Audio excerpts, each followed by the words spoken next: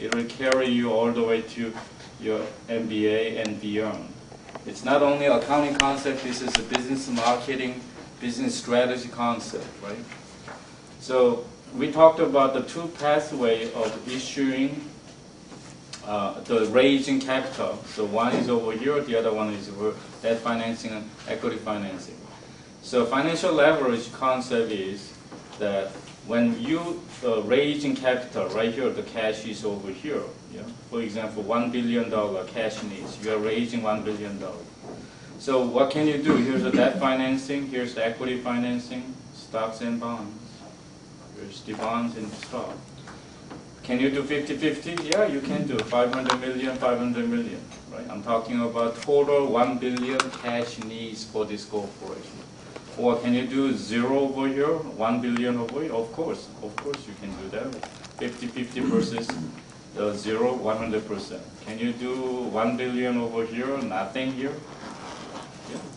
60, 70, any kind of combination.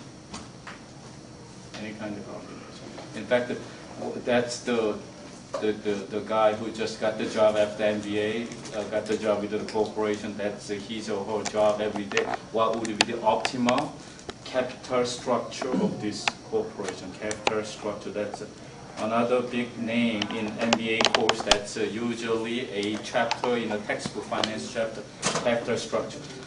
Relative proportion between debt financing and equity financing.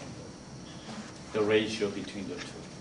All right. So let's think about that. If this, well, let's say we chose debt financing. We didn't do any equity financing. Let's take this as an example. If that's the case, okay, what's the cost of borrowing money? Cost of using OPM, other people's money. Right? We just talked about the interest expense, debt financing, that are known as bonds as a financial instrument. Here's the stock as a financial instrument. So, but it does cost you, right? Even though you didn't lose any control, because you didn't issue any shares. You raised entire $1 billion by issuing bonds. I know I didn't tell you detailed mechanics of bonds yet, but you know that bonds are written promised by the corporation to the bonds holder for long term with interest payment along the way, right? So cost of other people's money, right? I'm the corporation, I tapping on other people's money, 1 billion. So what's the cost? I just say 6% in terms of percentage. I'm talking about interest rate, right? Same as when you deposit your money into the bank, certificate deposit, do you get some sort of return? Right? Same thing, 6%. That's the cost of using other people's money. Are you with me? So which pathway we chose? All debt finance. So what are you going to do with this $1 billion? This corporation. Working hard, making money, generating revenue, expansion, all that, right? So using $1 billion corporation, making money, so return on capital, return on equity. Let's think about that, return on equity, right? That's the return on shareholders' equity. By using this $1 billion, borrowed from the debt creditors, not the shareholders, and you are generating return, in other words, profit. Return on investment, return on equity. We have lots of ratios we have talked about in the earlier chapters. And also your financial statement analysis project, I gave you lots of ratio analysis. That's also all captured in chapter 18. But return on equity, so return, I'm just making this up, right? 8% return. Please think about this. Is this, if this is your corporation, is this good news?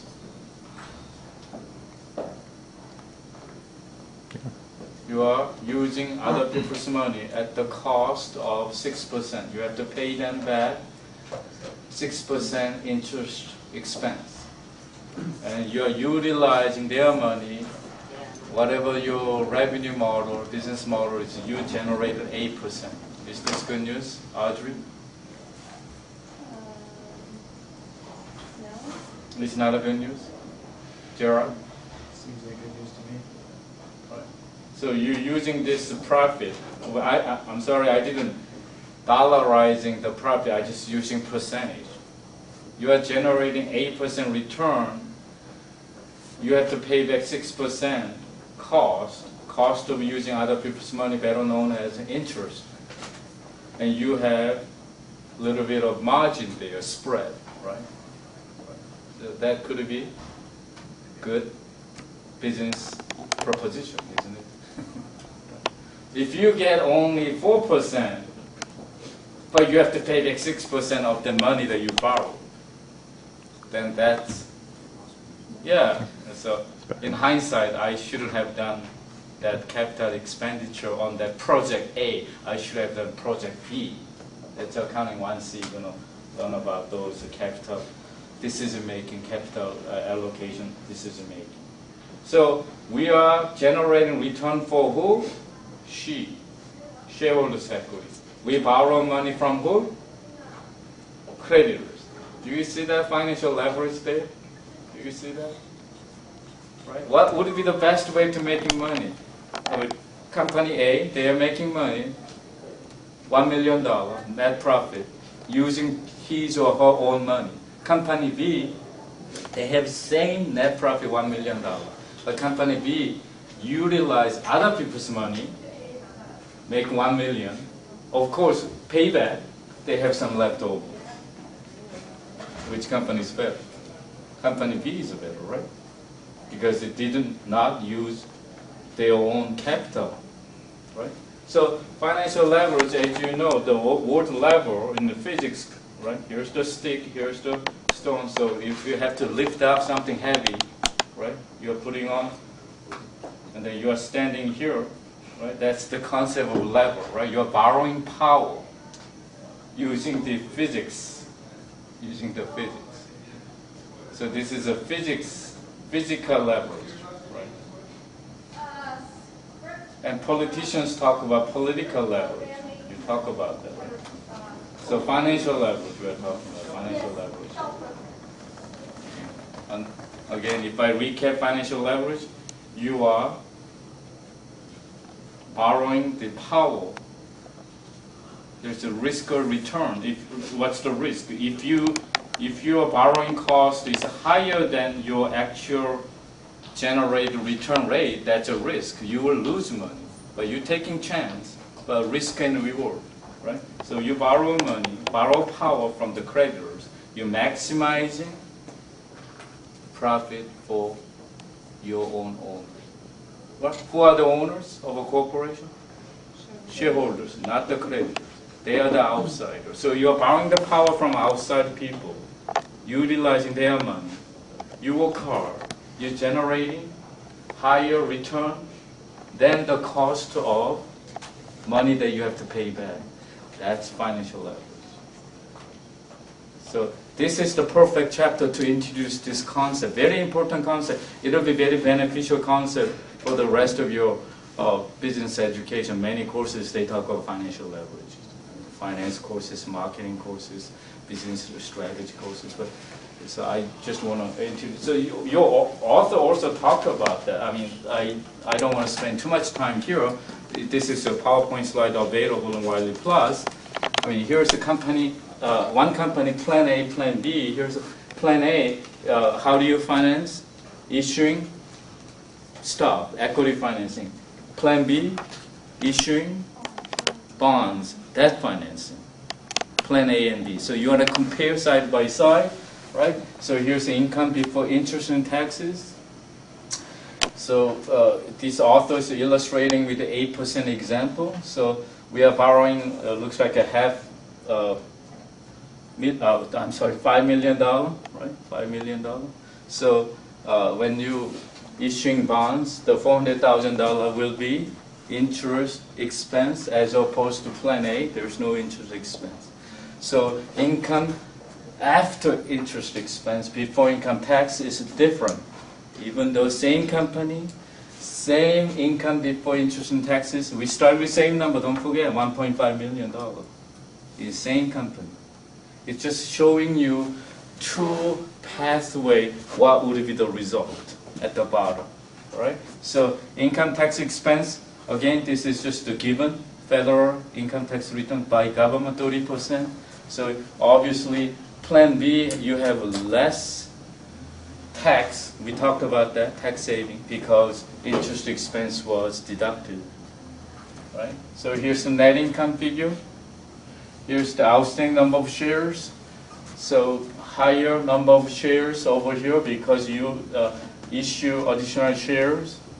Looks like 200 additional shares by choosing Plan A, which is equity financing pathway. So earnings per share, earnings divided by number of outstanding shares. So look at this. So whose perspective are we looking at this? Who are you?